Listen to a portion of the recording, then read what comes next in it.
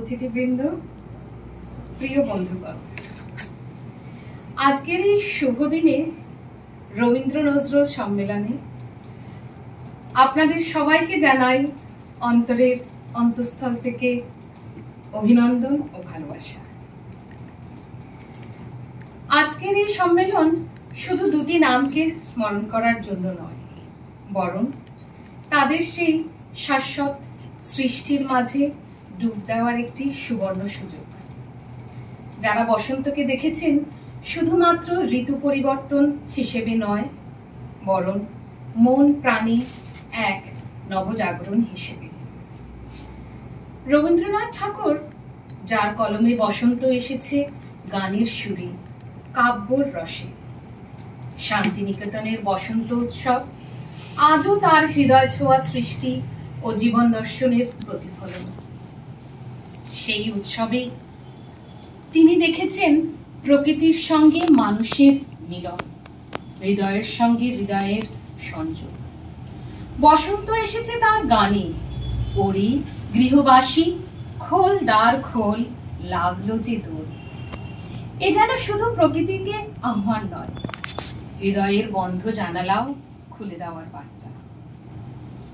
অন্যদিকে কাজী নজরুল ইসলাম, বিদ্রোহী কবি, প্রেমের কবি, তিনিও বসন্তকে দেখেছেন এক অন্য দৃষ্টিতে।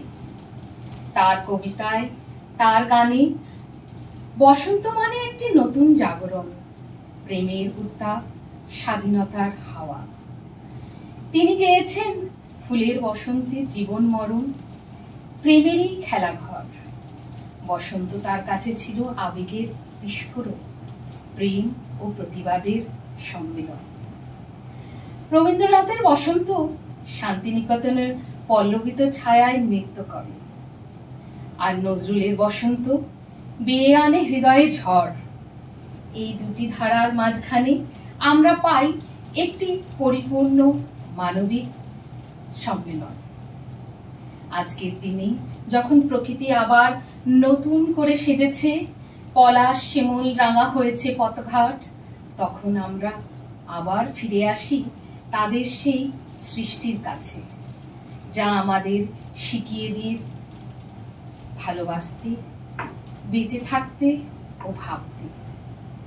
এই সম্মেলনের মাধ্যমে আমরা তাদের বসন্তকে অনুভব করি, তাদের মতো করে প্রকৃতিকে, প্রেমকে ও স্বাধীনতাকে গ্রহণ করি। চলুন না আমরা সবাই মিলে এই বসন্তে একটি অঙ্গীকার করি, রবীন্দ্র নজরুলের সেই চিরনতুন বার্তা আমাদের হৃদয়ে বাঁচিয়ে রাখি এবং তা আগামী প্রজন্মর কাছে পৌঁছে দেব ভালোবাসা ও গর্ব নিয়ে। বসন্ত এসেছে গান গাইতে, নজরুল, রবীন্দ্রনাথ আমাদের প্রাণে বাঁচতে। অসংখ্য ধন্যবাদ।